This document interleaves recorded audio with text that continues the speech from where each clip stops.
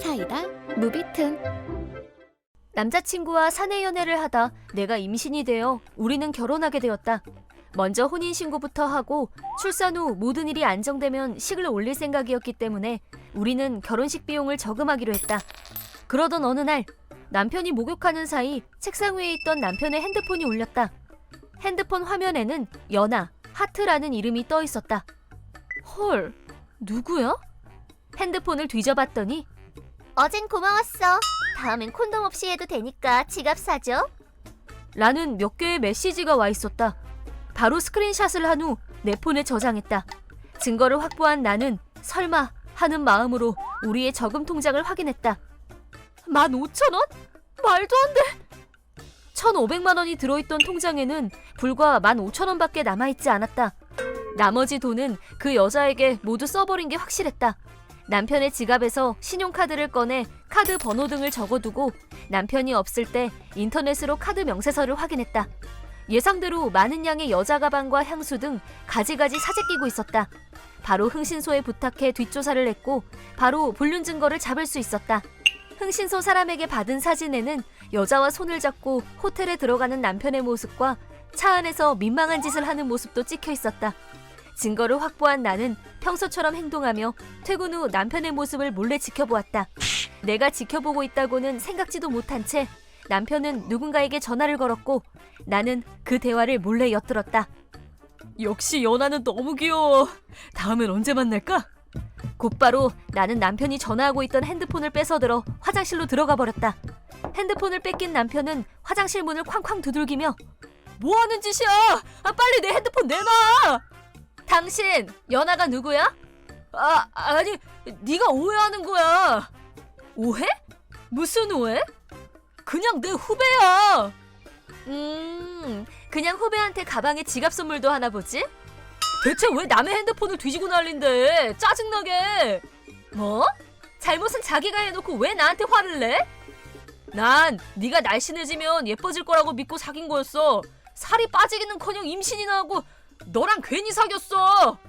라며 도리어 자기가 화를 냈다. 진짜 최악이다. 남편의 말에 맥이 빠졌지만 계속 화장실에 있을 수는 없었다. 화장실 문을 열고 나가려던 그때 갑자기 배에 예리한 진통이 느껴졌다. 하필 이럴 때. 갑자기 찾아온 진통이 너무너무 아파서 나는 그 자리에 주저앉고 말았다. 그러자 남편은 걱정은커녕 아파서 움직이지도 못하는 나를 내려다보며 핸드폰을 뺏어갔다. 허락 없이 남의 핸드폰을 뒤지니까 벌 받는 거야. 이 기록만 없애면 증거도 없지. 이걸 어째? 라고 말하며 집을 나갔다. 나는 순간 남편의 행동에 사리를 느꼈다. 결국 핸드폰을 가지러 거실까지 기어갔고 가까이에 살고 있던 친정 부모님께 전화해 병원에 갈 수 있었다. 곧바로 진통이 시작됐고 나는 건강한 딸을 낳았다. 일단 남편에게도 진통이 시작됐다고 전화했지만 일하느라 바쁘다며 병원에 와주지도 않았고 낳고 나서도 병문안 한번 오지 않았다. 몹시 화가 난 우리 부모님은 그런 남편을 두고 지석이는 왜 와보지도 않는 거냐? 라고 하셨고 부모님께 지금까지의 일들을 이야기하자 부모님은 극대노하셨다. 엄마는 일단 사돈들도 불러서 이야기를 해봐야겠구나 라고 했고 불륜녀도 부른 자리에서 다 같이 이야기를 하기로 했다. 그리고 퇴원 후 모두가 한자리에 모였다. 먼저 아빠가 지석이 너는 왜 아기가 나온 후에도 병원에 와보질 않은 거냐? 라고 물었고 남편은 실실 웃으며 답했다. 일로 바빴거든요. 죄송합니다. 일로 바빠서? 그건 그렇다 치고 그럼 왜 배가 아프다는 아내를 두고 집을 나가버린 거지? 설마 진통이 왔을 거라고 생각도 못했어요. 부부싸움 중이었고 가희가 절 이겨먹으려고 일부러 연기하는 거라고 생각했거든요. 라며 끊임없이 변명만 늘어놓는 남편. 심지어 시어머니까지 한술 더 떠서 아들은 일이 바빴다잖아요. 그리고 그때 가희도 그렇게까지는 아파 보이지 않았대요. 부부싸움도 가희가 바람을 피워서 하게 된 거라고 우리 아들이 그러던데 모든 잘못은 며느리가 한 거 아닌가요? 이 쓰레기 새끼.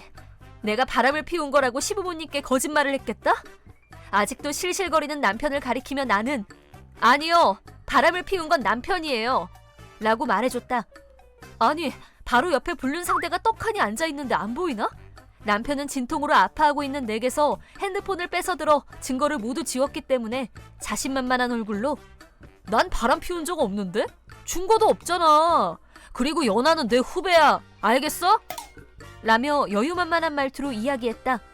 아, 그래? 그럼 이건 뭐야? 하나하나 자세히 설명해 줄래? 나는 흥신소 사람에게 받은 사진을 모두가 보는 앞에 흩뿌렸다. 사진을 본 시부모님은 눈이 커졌고 이게 대체 어떻게 된 거냐는 눈으로 남편을 보고 있었다. 남편은 남편대로 증거가 없을 거라고 생각했는데 수많은 증거들을 보고는 멘붕이 온 것 같았다. 방금의 여유로웠던 남편은 어디 갔나 싶을 정도였다. 이거 뭐야? 너 그만두지 못해? 내가 사진을 테이블 위에 펼쳐 보이자 남편은 허둥지둥하며 다시 쓸어 모으려 했다. 그런 남편의 모습을 본 시어머니는 얘, 너 너무하는 거 아니니? 남편이 불쌍하지도 않아? 라고 했고 그 말을 듣고 나도 모르게 웃음을 터뜨리고 말았다. 불쌍해요? 저는 진통이 오는데도 도움 하나 못 받고 혼자서 아기를 낳았어요. 대체 누가 더 불쌍한 거죠? 그건 아무 말도 하지 못하고 있는 시부모님 대신 남편이 변명이랍시고 개소리를 늘어놓았다. 알았어. 이번엔 내가 잘못했어. 그치만 네가 살을 빼지 않아서 벌어진 일이니 서로 퉁치고 끝내자. 마치 사과했으니 됐지? 라는 듯한 남편의 표정에 나는 화를 억누르며 새로운 증거를 보여주었다. 정말 퉁칠 수 있을 거라고 생각해? 나는 집에 몰래 설치해뒀던 CCTV 영상을 보여줬다.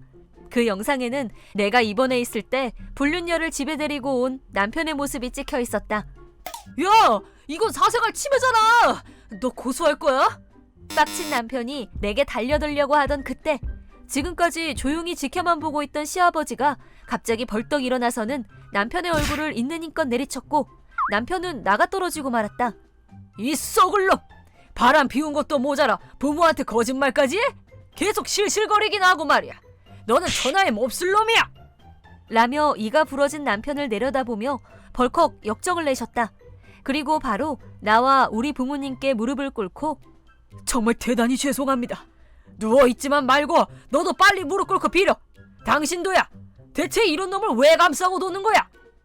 시아버지의 엄청난 극대노에 시어머니와 남편은 겁을 먹고 얼른 무릎을 꿇었다. 제가 원하는 건 이혼과 위자료 그리고 양육비예요. 라고 말하자 남편은 내가 그 돈을 왜 줘야 하는데? 라고 했고 나는 카메라와 사진을 가리키며 돈을 줘야 할 이유는 충분하지? 아이씨. 우리들의 모습을 처음부터 지금까지 겁먹은 얼굴로 지켜보고 있던 불륜녀 연하는 이미 엉엉 울고 있었다. 하지만 운다고 해서 봐줄 수는 없지. 당신은 어떡할 거예요? 나는 옆방에 미리 불러둔 연하의 남편을 불렀다. 남편의 얼굴을 보자 이내 얼굴이 창백해졌다. 연하의 남편은 당신과는 이혼이고 위자료도 청구할 거야. 이거 다 오해야! 오해라고! 연하는 남편에게 울면서 매달렸지만 남편은 그 모습을 매섭게 내려다볼 뿐이었다. 그리고 내게 허리 숙여 인사한 후 그 자리를 떠나갔다. 연하는 처량한 모습으로 울고 있었다. 그 후 우리는 이혼했다. 위자료는 한 번에 지불하고 양육비는 매달 지급하겠다는 각서도 쓰게 했다. 이혼당한 남편은 부모에게도 절연당하고 말았다. 경제적 지원도 없고 월급에서 양육비를 제외하면 돈이 얼마 남지 않았기 때문에 어려운 생활을 하고 있는 듯했다. 불륜녀 연하의 남편은 흔히 말해 수제 엘리트였고 덕분에 지금까지 풍족한 생활을 해왔던 연하였지만 이혼 위자료를 지급한 후 부모님 댁으로 돌아가야만 했다. 하지만 가족들에게조차 밥충이 취급을 받고 있다고 한다.